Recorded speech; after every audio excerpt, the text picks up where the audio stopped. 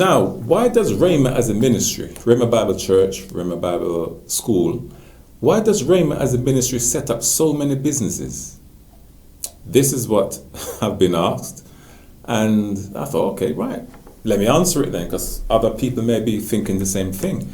We're a church, we're supposed to be preaching the gospel and all the rest. Or we're a Bible school, we're supposed to be teaching the scriptures. So why are we setting up in business? Why are we setting up so many different businesses? Okay, let me tell you then.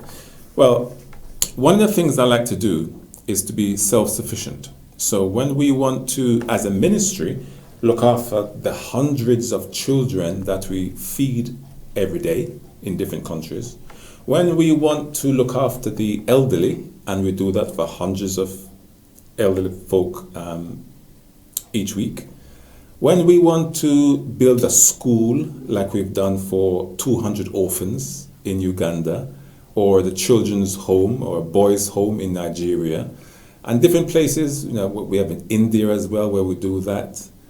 We have 6 schools, for example, in ministry right now. So when we want to do these things to help people, where is the money coming from? It is not going to come from me going out begging. Please, can you donate? Please, can you give me some money? Now, if you want to donate and give me some money, thank you very much. I welcome it. Please, I'll take as much as you can give, because there's many needs, many mouths to feed, many people to look after. And so the more we get, the better. So that is my philosophy. But I won't be going out with a begging bowl saying, please donate, please give. The way I choose for Rhema Bible School and Rhema Bible Church to function so that we can help people is to set up different businesses. Now, these are ministry projects, these are ministry businesses. When we develop them and set them up and pray God they become profitable, they generate income, we then take that money and feed more orphans, look after more elderly, feed more people in the community, because we got the money to do it. This is why we set up businesses. My background is in business and marketing, so this is how I think. So, by way of example, in October or November sometime 2022, we set up the first poultry farm business. I bought 100 chickens, right? Just 100 chickens in Malawi and 100 in Zambia, okay? And the idea was, that's the start of a poultry business. The idea was you're going to keep growing the number of chickens. Right now, we've got well over 1,000 chickens, okay? The idea is that we're going to turn that into something large scale. It's going to be a commercial operation here. We're talking about 10,000 chickens or more as we expand and grow. The income from all this will then be able to allow us to build another school, to feed another 500 children who are hungry otherwise, to look after the more elderly people in the community who are struggling, who are prematurely dying because of something we can sort out and deal with now. It's just that they don't have any money. It's too far anyway to get to the nearest hospital. They don't have the finances for the transport to get there. There's no siblings or children around to help them. And they just stay in their sickness, in their condition, and die prematurely when we could have saved them. Well, if we're going to do all that, it's going to take money, right? This is why I have chosen as a ministry, and I'm teaching all my people, we're going to set up a number of different businesses, and each one hopefully going to be profitable. We'll then use the money to do great humanitarian things, help with the needs of the people. So right now we've got 2 poultry farms. Our poultry farm in Kenya right now has got over 1,000 birds already. Okay. Now we've got a pig farm as well in Malawi, and we're going to grow that into hundreds and hundreds of pigs.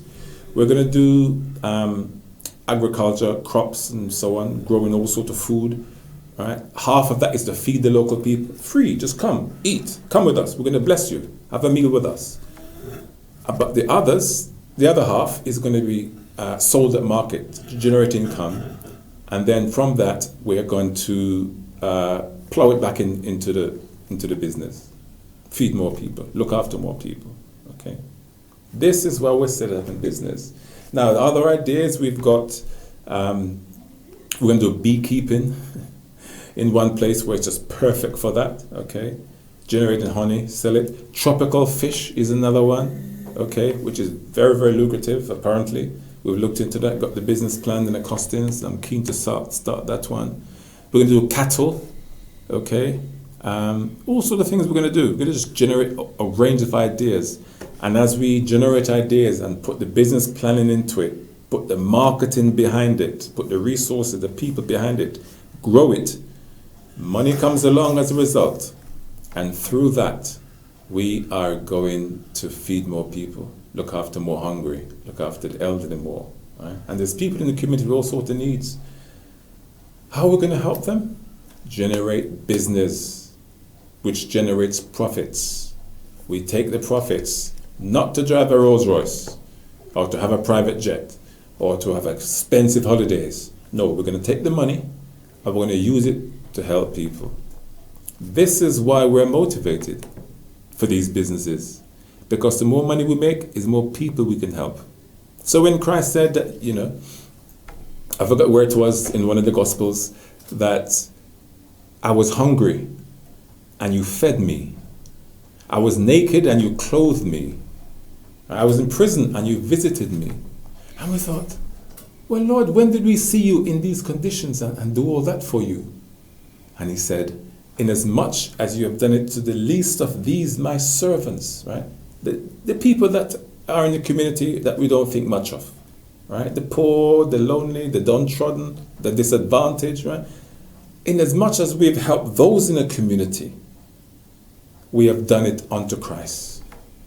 And so that is a great motivating factor for us, okay?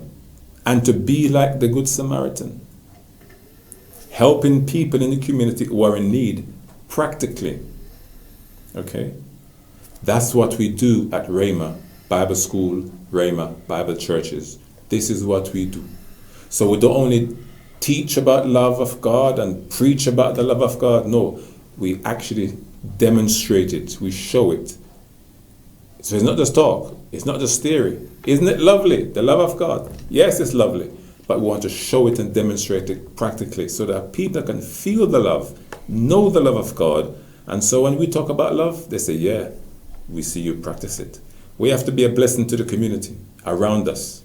And we can only do that if we have the finances. It's more than finances, but it takes the finances to be able to do the things that we want to do to really help them. In this life, everything takes money. So we need to get some. And then we use it to help people through the love of God.